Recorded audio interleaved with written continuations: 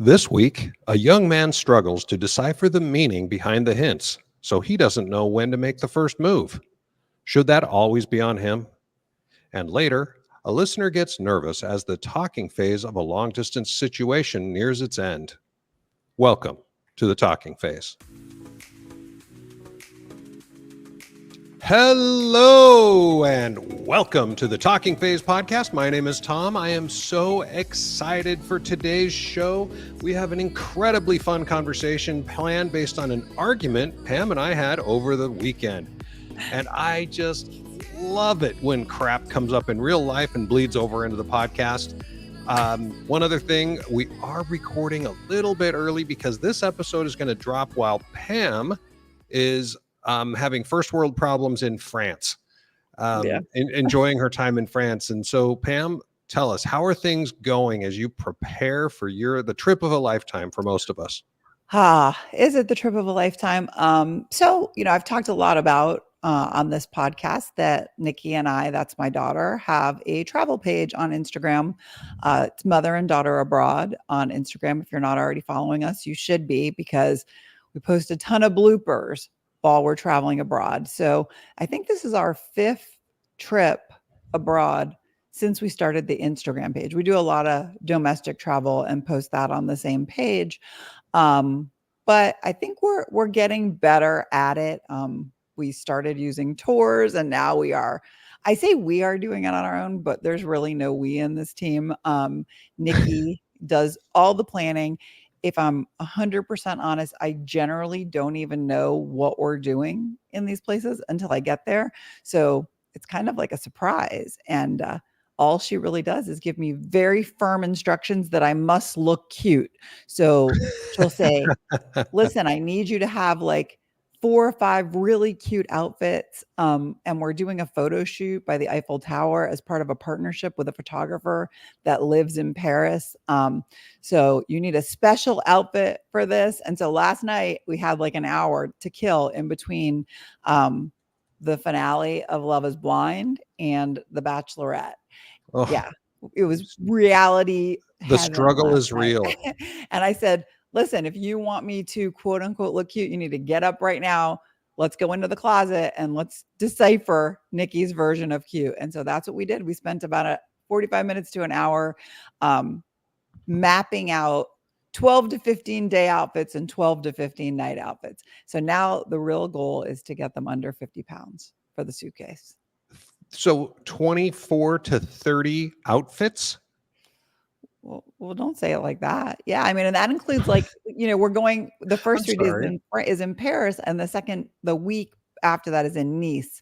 So you also need really cute cover-ups for your bathing suits. So it's a much bigger packing job than usual, but it's going to be really hot. At first, we had kind of some warm temperatures in the day and cool temperatures at night, and that makes it more complicated because we've done that. You need to have jeans, boots, and sun outfits. And so for this trip, we have pretty much all 80s all the time. So yes, I would say a 12-day trip, you need choices. So 15-day outfits and 15-night outfits, and then 7 pairs of shoes is what I've narrowed it down to 7 pairs of shoes. The joys of not being a woman have never been more evident than right now. You're not even kidding. They just put a law in that all of your toiletries that are liquid, like your foundations, your toners, all of these things that women need, also now need to fit into I don't remember the dimensions of the plastic bag. And we use this bag when we travel. You can see through it and you put all your stuff in there. But you can throw other things into a regular plastic bag because they don't all fit in there. And so starting September 1st, everything needs to fit into the very small bag if you're going to take it as a carry-on. And if you're a woman, you're taking all of your makeup, medications, toiletries that you can't live without into the airplane with you. You're not letting that stuff get checked. So yeah, it's overwhelming. I'm completely overwhelmed every single time we travel abroad, and then we get there and knock on wood, everything turns out fine. Well, of course. Yeah. Yes. Well, I mean, if I don't know about of course, you wouldn't keep going. Well, that's not true. Even if things didn't work out great, we'd probably do it again. We're kind of gluttons for punishment that way. There you go. But it's nice having my own tour guide there. So I am very excited to get there. So that's pretty much my week this week. And what about your week? What's going on over there in Atlanta? Hot Atlanta. Well, before I get to what's going on here, because we're recording this early, it's kind of the timeline's a little bit off for when we're dropping this Ah, episode. But just this last week, for everybody who's been listening, it was Pam's birthday last week, that's true. It and was. 2 days later, it was her daughter's birthday. So I decided to fly over to Raleigh and kind of hang out with Pam and her family to kind of wish them a happy birthday. I will be blunt and say this is the first time I've ever attended a birthday party with a friend that Pam is and her ex-husband. So Pam's ex-husband joined the party and he's just part of the family. I mean, he's, her daughter's dad, so he's just part of the family. And I got to tell you, that is just a testament to how nice you are, Pam. I try. It's not Um, always easy when you're dealing with, people that you've been married to that you're no longer married to, but it's in the best interest for our family. And Nikki's dad is just a very kind, loving human being. Maybe he wasn't so much that when we were married because we fought all the time. We were only married for 5 minutes, so like 2 years, maybe three. So we've been divorced for 27 years now. So we have fallen into a very comfortable friendship, and he is part of the family now. Yeah. I mean, I've been divorced from my first wife for a very long time, but if she ever said she wanted to come to one of my, celebration with me, she could, what have I been saying about she could suck it. Yeah, Um, no, I think I am not the norm. Zach's dad is also somebody that I consider a good friend.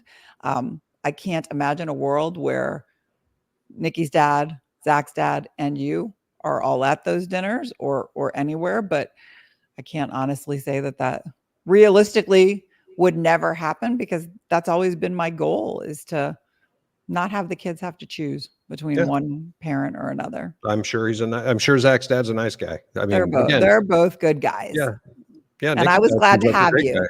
Yeah, it was fun. Other than that, big stuff happening at work all the time that never ends. Got some new roles. We got new partners. We got huge changes coming, but lots of fun. There's going to be a ton of travel coming up. Oh, so I shouldn't have said that after the fun. Um, the travel is not the fun part, but I love my job. So, one of the things that's going to be pretty exciting is that by the time this episode drops, Brian and I will probably be working even more closely together than we do now. Thinking of Brian, how are you, my friend? I'm doing quite well. Thanks for asking. Yeah, I've been busy as well with work. Much like Tom, he and I work together. So what's busy for Tom is usually busy for me. But yeah, other than that, just life. I got Wiggles, by the way. The Wiggles nonstop in my head, just playing over and over again, which, by the way, it's not because I like listening to the Wiggles. That's just my daughter's go-to. Every I night we remember watch the those Wiggles. days. They're still going, by the way. The Wiggles have been going for 30 years. They're going And to go till they drop. fun fact, Anthony Blue Wiggle and the guy who played Captain Feathersword are still there. They are in their mid-60s and they are still wiggling. It's crazy. It's like rock bands. The 80s are still here today, too. Nobody's going peacefully into the good night. Wow. Yep. That's, I don't even know who you're talking about. You don't know who the Wiggles are? No, I somehow dodged that bullet. That's like not knowing who Barney is. I do know who Barney is, but I'm also very fortunate that none of my kids really enjoyed Barney. So I never had to deal with that either. I love that guy. I didn't love him. I mean, annoying as anything, but like loved being able to put him on and have my kids just both be very quiet. And I was thinking, you mentioned that you and Brian are going to be working closer. Does Brian know that you bought the whip, that whip you showed me this weekend? You bought it in Raleigh? Yeah, that's how I motivate people, is whipping them. So I just didn't know if you knew about the whip or even the paddle board. I thought those are things that maybe were a secret and you didn't want him to know. Where do you think you got the recommendation from was? I see. I forget that you like those things. So it's not really threatening. So good on you guys. That's awesome. Well, I'll tell you what, guys, before we get into the argument and the subject that we're going to be talking about, I do want to ask everybody out there that hasn't done so already, if you just take a minute, if you like what you're hearing right now, please take a minute and rate and review the Talking Phase podcast on whatever app you're using to hear us right now. Make sure you're sharing this with your friends and family. I think that and we have some very loyal listeners out there, and we love you all. even if you're not that loyal, but we hope that you become that loyal. But we love y'all. And I think it's really great, the communication that we have from you and everything. But if you can, please just take a second, rate and review us so that we can keep growing our little Talking Phase family. So with that, I want to tell you guys, we got in this, it wasn't an argument, by the way, between Pam and me necessarily, although we definitely disagreed. No way. Yeah. Things So were heated. yeah, they did get a little heated. It was interesting. Like I said, I flew out to Raleigh to help Pam celebrate her birthday along with her daughter. And so we were driving with Nikki and Adam, her daughter and her boyfriend. And they were telling us about a friend of theirs who, and I might get this story a little bit wrong, but it's okay. This friend of Adam's recently broke up with his girlfriend. I believe it was his first serious relationship. So he's just started dating again. And he's on these dating apps, which of course everybody, has their opinion of that. And I think they suck. But anyway, he's matched with several girls. And they're younger, so I'll call them girls, even though they probably think they're women. Late 20s, early 30s. Yeah, so he's matched with a bunch of girls, but he's chatting with them. He's having a talking phase, if you will. But for whatever reason, he hasn't asked them out. He doesn't ask them out. He just keeps on chatting. Now, so Pam's daughter, Nikki, said, why doesn't he ask him out? And Adam and I both were saying, well, why should it be up to him? If the girls like him, it's 2024, for God's sake. Why can't they ask him out? And it was Nikki's position, and I think Pam's, and I'm not going to try and put words in Pam's mouth, but it was certainly Nikki's position, where she said, the fact that these girls are showing him any interest should be enough, and he should know that it's his job to ask the girls out. I'm not sure she said job, but with responsibility, role, whatever, it's on him, I guess. It's the same on thing. him. Right. So that the quite a debate ensued. Yeah. And my position, it was and is, like I said, for God's sake, it's 2024. Why is it still the man's responsibility to make the first move? So Pam, go. Why not? Well, okay. Episode over. Now, if you've liked this episode. All right. So, I mean, the crux of this for me, it goes back. And I think I talk a lot about being old fashioned and old school and saying that I wish things had never changed. I wish that dating apps had never existed. I think that the world was a much better place when single people were forced to go outside of their homes to meet people in person, strike up a conversation, see if they felt any physical chemistry, and so on. And so I said in the car that night that I feel it's partially my fault that, and we got into talking about their relationship and their talking phase. And, he was under the impression that she had actually made the first move on a few different occasions very early on, probably in the first few weeks of them talking and having met for the first date.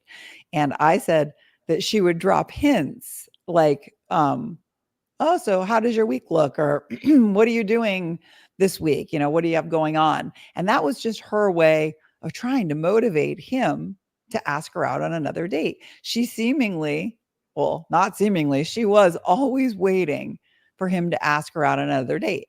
And if there was a part of her that was thinking maybe I should ask him out, I said it was my fault that she didn't follow through with that, because I come from a generation where if they wanted to, they would. Generally falls on the man. And I have encountered many men, even in this era, in my 50s of dating, that if you show them too much attention too quickly, they're just not that interested. Doesn't matter if they find you to be attractive, if they like the conversation. I've always been a big believer that men like the chase as much as the catch. And most of my relationships have started with somebody chasing me and me allowing them to catch me. And so I would give her the advice to wait for him to ask her out, to be a little less available. But in hindsight, after that conversation, he wouldn't have needed that and didn't want that at all. But that is where I stand. And I stand there pretty firmly. I know it's 2024. I know we are all capable of asking on these dating apps. You're talking to somebody for a few days, they haven't asked you out. I could very well say to somebody, hey, so, do you want to just keep texting or do you want to get together? And maybe they'd say yes, and maybe they'd say no. But in my case, in my story, I feel that the possibility for a good relationship is higher if the man at least asks you out on the first date. Well, okay then. Dramatic pause. No, for me, I think it's interesting that you put that prediction on there, that you have a better chance at a good relationship if the man asks first. And that was where the pause came from. I'm like, why the hell would that make a difference? That's like saying if you go bowling on your first date, you have a higher percentage of having a relationship than if you go for ice cream. I mean, how can you equate those two things? There is no, I mean, I don't know the data on this. I know my personal experiences. I know I have quite a few female friends. I think that we are all in that same camp where we believe that if you're talking to somebody and they're interested in you, I mean, it takes you back to the 70s, the 80s, the 90s. I mean, that was just what was expected. And I understand that like women's rights and blah, blah, blah, and feminism and blah, blah, blah. But like there are a lot of us that like it old school, that we would like a man to show enough interest in us to ask us out on that first date so that we don't have to do that. Well, I will tell you right now, what I would prefer, if that's the case, I would like it to be a federal law that every available, single woman who's interested in dating has to wear a sign that says, I would like to be pursued and I want traditional values, or I'm a feminist and don't you dare talk to me unless I talk to you first. Because the problem becomes for men that we are being forced to be mind readers. And it doesn't matter if it's on a dating app or in a bar or anywhere else. I mean, I have approached, I've told the story, I think here on this show, the one time that I approached somebody in a bar and it was at a singles event. So that one was a little less pressure because I knew why she was there. Remember the yellow cup? She was carrying the yellow cup. But I have approached in my dating career over these last 5 years, I've approached two different women in the real world other than that lady. One of them was at a grocery store and one of them was at Home Depot. Oh, those are some of the best hunting places. Well, That's what I hear. I've never had anybody approach me, but I hear those are hot spots. Well, the lady in the grocery store was wearing a Green Bay Packers jacket. And so I thought, great, we have something in common. I noticed she was not wearing a wedding ring. So I thought, okay, this is great. So I approached her and she was the nicest lady you could think of. But she said, she looked down at her hand like, I'm married. And then she goes, oh, I don't have my ring on. So she, it was a Saturday afternoon or whatever. And, she was nice, but obviously both of us were totally uncomfortable at that point. The other lady, I approached her at Home Depot and she had a bunch of crap in her hand. So she was carrying a bundle of something and I couldn't tell if she had a ring on. And so when I approached her, she got really angry at me for bugging her. She goes, can't I just go shopping without being approached by men? She must have been so hot to be able to have that response. She was. But that it shouldn't matter. I mean, the fact that maybe she's just a bitch. I mean, but in reality, you say women like to be pursued. Well, not her, right. Or maybe just not at Home Depot. But how's a guy supposed to know? Let's take that out of Home Depot and put it in a bar. And I know you're always going to tell me it's eye contact stuff, but if you're out with your girlfriends, you guys are all dancing, which by the way, is still a weird thing. Guys don't go out and dance with each other, but it's true. But then again, guys don't call their friends boyfriends. It's true. But you guys you're all out dancing together. And a guy wants to meet one of the six of you or whatever it is, you've got a 50-50 shot. She's either going to say, can't you see I'm here with my girlfriends? Or, oh, I'm flattered. Let's talk. But he doesn't have any way of knowing. So you see where I'm saying we have to become mind readers in today's But what's world? the worst thing that can happen? It's the same thing as the 80s and the 90s. What is the worst thing that happens if you approach somebody and they're just not interested? What's the worst thing that happened if you approach somebody? Hey, I'm definitely not going to say that it's out of the scope of possibility. And I think that we even got into a story while we were driving. I mean, I have made the first move at a bar in the last, let's say, 6 months, maybe 7 months. I don't remember. I saw a gentleman standing at the bar. He was the best looking guy in the bar. And he was just standing there at the bar holding a beer. And he was watching my friends and I dance. And we were checking him out. And I was like, oh, well, nose goes. So, any one of us would, that just means you go first. Any one of us would have thought he was attractive. We didn't know how old he was. And so I walked over to him right off the dance floor and I approached him and I said, hey, do you want to dance? And he said, I'd love that. And we dated for a few weeks, but I would not have done that if he was younger. He was young and I was not in the market for a relationship with somebody young. And so I would not have done that if that was somebody age appropriate. I would have tried looking at him throughout the evening. I would have tried to let him know I was interested, but I do understand what you're saying because even as I'm saying that, I'm thinking that would be horrible if I did all those things and he never came over and I did go over to him eventually, which wouldn't have happened. And then he wasn't interested. That would probably be hard for my ego. Mm-hmm. So I do understand it from a man's perspective and I do sympathize with that. But somebody somewhere along this road decided that men were going to be the ones to do the asking and women were going to be the ones to do the receiving. And it has made it a lot easier on women. Yes, but I like it a lot. But again, that's it goes there. Someone decided a long time ago that man's supposed to take off his cape and throw it in a puddle so a woman doesn't have to walk in the water. Yeah, what's up? I haven't seen that in a while. I'm ready for that. Yeah, well, if I'm wearing a cape, I'll do that for you. All right. Anyway, my point is lots of things that were expected 100 years ago are no longer expected. But maybe they should be. I don't disagree, but they aren't. Okay. Well, I mean, I think this is going to come down to the individual. I mean, the reason things got heated in the car that night is because both you and Adam believe that the woman should jump on board and do some of the asking. And both Nikki and I are of the school, and it's probably, again, my fault because I raised her that way. It has always worked out really well for me to just bide my time and either wait for somebody to ask, or if they never ask, then you just move on to the next person, whether it's the rules, the book, the rules or not. You know what's so funny about that? Because I think that as a guy, I can only speak for myself.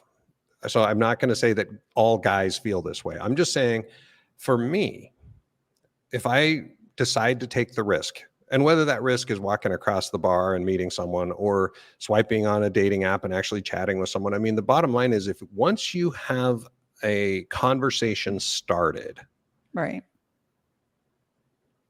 you're trying to figure out how to navigate this conversation and then the talking phase. And I personally believe, and I said I wasn't going to speak for all guys, but I'm going to surmise that most guys feel this way. You're scared to death that you're just going to fuck it up.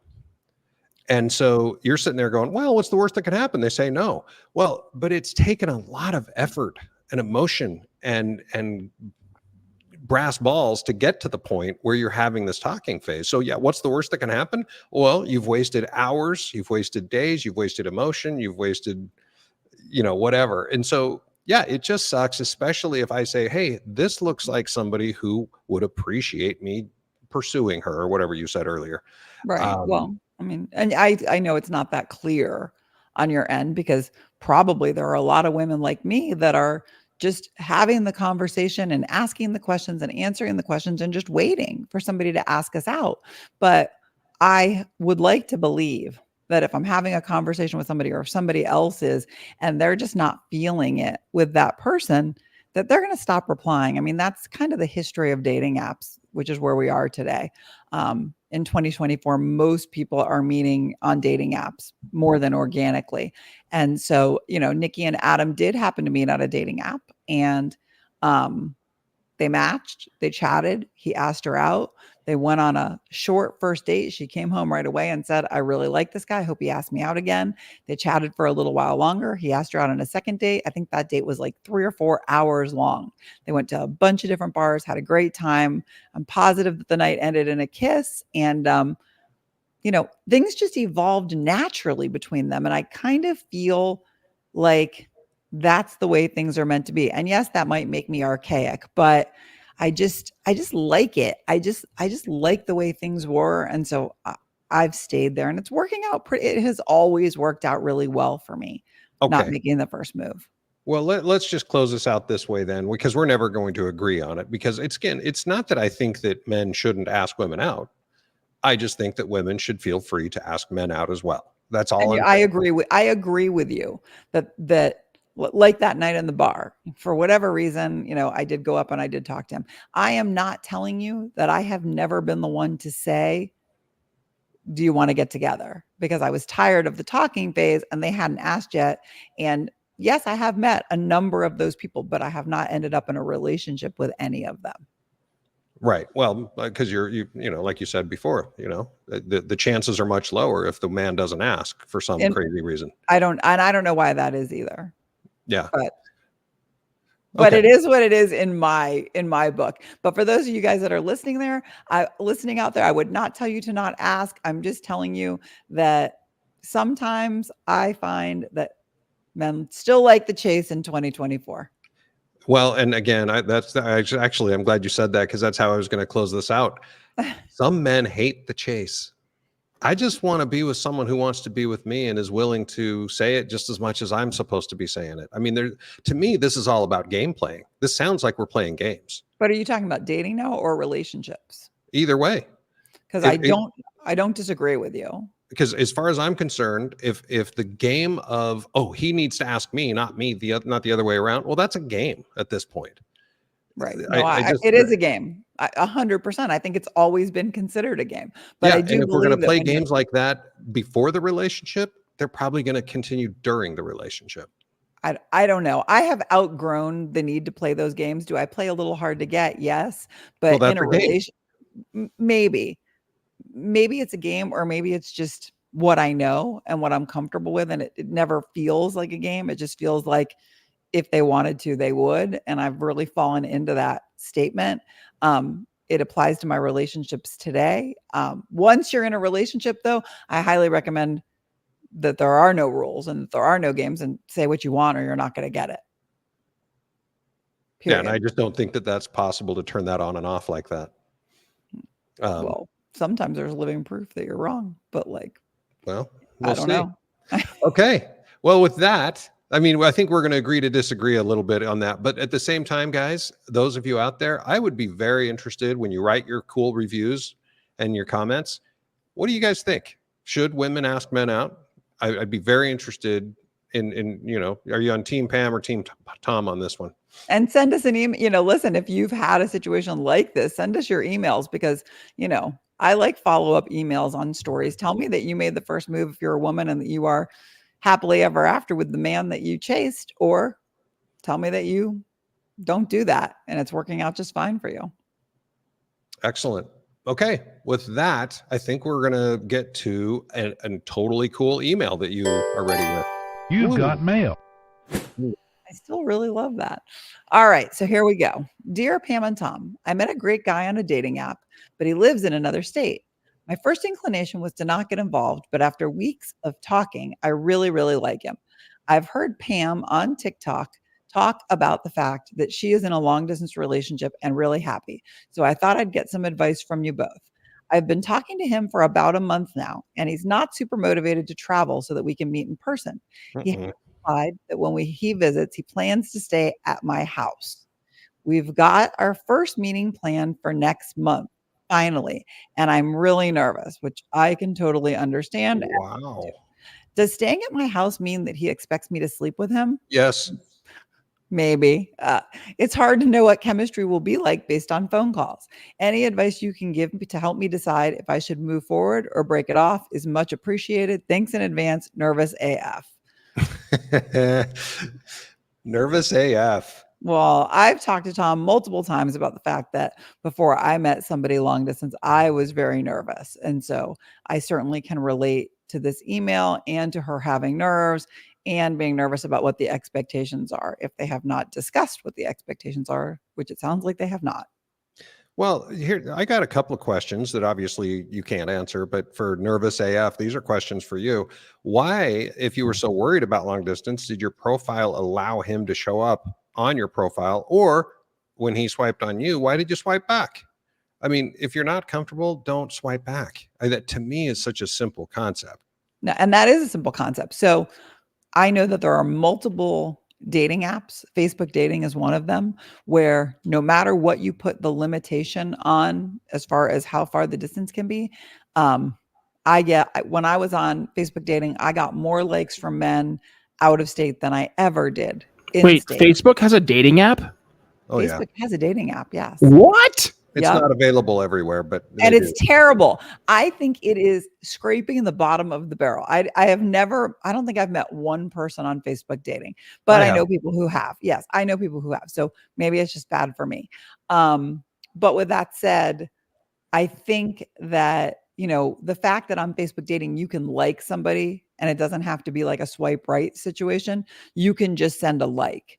So I don't know what app she met on, but let's assume it's that one because she clearly, I don't know. She didn't say she was against long distance dating, did she, from the very beginning? No, but she's nervous as hell. And Yeah, what's wrong with that? What's wrong with being nervous?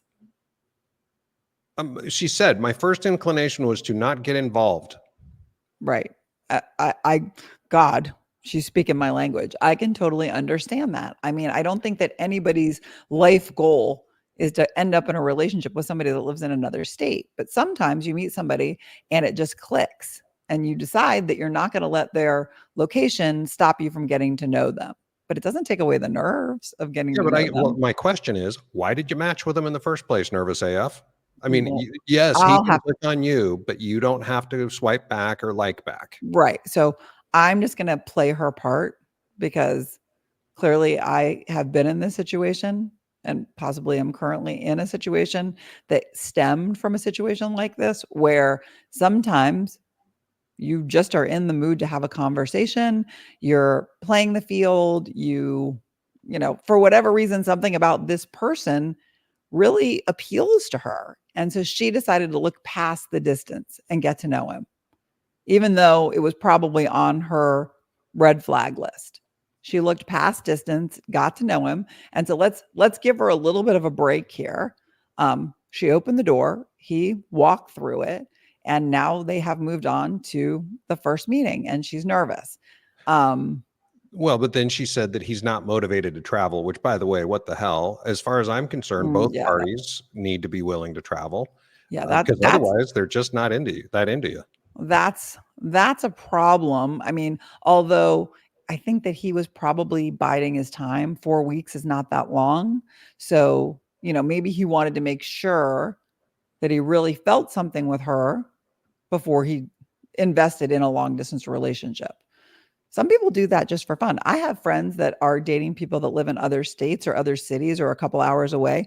They don't want anything serious, but they're enjoying what that offers. So it's That is possible. so foreign to me. Like, Which even if part? dating just for fun, they're not looking for anything, then why the hell are they dating? Again, we've talked about this before. Part of my internal workings is, if you're dating with an intent. And I know that sometimes that intent is just to Have sex. have sex, get laid, whatever. But for me, it was always long-term relationship. That's every date I went on was potentially my last first date. And I love that. Obviously, I've had experiences where I dated somebody even though I knew it wasn't going to be a long-term relationship. So sometimes there are other things that come to play, whether it's companionship or you enjoy somebody's company, but you just don't have enough in common to make that long-term investment, but you're dating other people. So you're not cutting yourself off from possibilities just because you are dating more than one person. I think most people right now that are not in a serious relationship are dating more than one person in an effort to find their person and to figure out who that is. Sure. Especially if the person is out of state. This guy lives out of state. He's finally decided that he really wants to meet her. So things are going well on the phone. So the fact that he wants to stay at our house, to me, I don't know, that's a little bit of a red flag because it seems to make her uncomfortable. So maybe he can't afford to stay at a hotel. I don't know what the situation is. If I'm meeting somebody and it's a long distance thing, they're not going to stay at my house before I've met them in person. That's a little scary to me. And I'm not trying to talk her out of it. She might feel completely comfortable that he's not going to hurt her, but at the same time, she hasn't had a conversation about what this means, what this weekend together means. If she's saying, does he expect me to sleep with him? Well, if you've told him you're not going to, then he doesn't expect it. And if you've told him you're not sure, then he doesn't know what to expect. So, I feel like I would certainly never meet anybody from another state without them knowing that I'm not sure. At the very least, I'm not sure. Well, again, I look at her and I'm probably coming down on nervous AF a little bit more than I should, but at the same time, if he is not motivated to travel, he's just not that into you. I'm sorry to say it that bluntly. If he implied, that's the way she wrote it, he's implied that he's staying at my house, it's your fucking house. Right. He shouldn't imply anything. You dictate who sleeps in your house Right. and which bed they sleep in, et cetera, et cetera. I mean, in my opinion, it's your house. Either you invite him over or he doesn't stay there, period. And by the way, and you have your boyfriend or whatever you're calling him, your situation hood, situation whatever he's called in this situation, have him listen to this show. The bottom line is, dude, first off, if you're implying that you're sleeping at her house, well, maybe you should just say, should I get a hotel or do you have a guest bedroom? I mean, I'm getting the feeling we're past that because he must have said, oh, you have room for me or something. And she didn't say no because he's implied. Right. That's it. He's he implied, hasn't asked. He hasn't stated. He's implied. But even in 2024, where I think a man should ask a woman out on a first date, I think a woman should say, no, you're not fucking staying at my house if she doesn't feel comfortable with that. I mean, totally agree. I hope I haven't given the impression to people that like, just because I'm old school in some ways that I'm like a welcoming doormat, like whatever you want, you want to stay at my house, you want to stay in my bed. Like, no, I would never handle this that way. I would have had a big conversation about what this visit entails. It's a get to know you. It's a first meeting, And by the way, like I said, as you were reading her email, if he is staying at your house, he is expecting sex. Right. I mean, I'm positive he's, did she say where he's coming from? No. So we don't know, maybe he's flying into town. I don't know how he's getting to her house. But yeah, he's probably made an investment in this travel. And so he probably is expecting sex if you haven't told him that you're not sure. So I think that this is kind of a simple, well, it's probably not that simple, but I definitely think that before he gets there, you need to say, I don't know if I'm ready for us to jump into bed together. So, if she's fine with him staying at her house, then that's great. If she has a guest room, then that's great. Definitely make sure that your friends and family know that you have a virtual stranger coming to your house for a weekend. I would be concerned with that, but I'm a hypocrite because I have talked to, I am in a long distance relationship and I didn't know where he was staying the first time he came into town. And I offered my guest room and he was like, no, I'm going to get a hotel. But I felt completely safe and comfortable having him stay at my house. So am I an idiot? Maybe a little bit. He stayed at my house multiple times since then. I'm still here to tell the story. So it worked out okay. But, when I'm giving somebody else advice, I also did a lot of things in the 80s that I can't believe I'm still alive. So. Well, and the thing is interesting as I was listening to that email, I couldn't help but remember 2 or 3 episodes ago, we were talking about I don't know, one of your 6.3 million reality shows that you watch. 6'3". The British Love is Blind UK. Yes, that, where they develop such chemistry without seeing each other. Yeah. These two, I'm assuming they've at least seen pictures of each other, and they've probably done FaceTime or some sort of video call. I hope They've so. already had more visual confirmation of each other probably than your British people do. But those people are extremely background checked for that show. Well, I'm not talking about fear. I'm of being murdered. Oh, I'm talking was. about. I know. I'm talking about fear of meeting someone and not having chemistry. Those people, they've never seen each other yet. You told me that they're getting engaged without ever seeing each other, which is fucking crazy. And these people she's like, I've never met him. Should I even meet him? Kind of a question. In fact, that's what she said. Should I break it off? I think she's panicking, and I appreciate the fact that she reached out to me, because I've made multiple TikToks about the fact that I'm in a long distance relationship. People have very strong feelings about that, whether it's pros or cons or whatever. I hope she didn't decide to go into this because of me. My situation is definitely not a dating app situation. And I did know that person. I do know that person, outside of a screen on my phone. So I hope that she has vetted him a little bit, gotten to know him, FaceTime, all of those things. But I wasn't sure what to expect on the first visit. I don't know. I don't know how I felt about whether I was open to it leading to a sexual destination, so to speak. I don't know. I was nervous AF. So that's the most relatable part about her email to me, is she's gotten herself into the situation. She likes him. Let me tell you, it's really fucking hard to meet somebody on any dating app. So she has eliminated something that she probably didn't think she would do, and now she's open to it, and she's really nervous. And so my final advice is, tell him how you feel. Let him know you're really nervous. Let him know that you're not sure romantically whether there will be chemistry there or not. He may very well decide not to come when you say that. And you need to be okay with that, because if he's coming just for sex and you're not there, he may not come at all. No pun intended. Yeah, I was just going to say. Sorry. How many times can you say he may not come? Yeah. But if you really like him, maybe he will. I'm going to piggyback on that and say this. And I know that we've had this conversation on here before, that I don't understand nervousness. It's just not part of my genes. I hate that. I don't have the nervous gene. So I have a hard time understanding or empathizing with that. But especially when she literally has 100% control of the entire situation. Unless he's much bigger than her.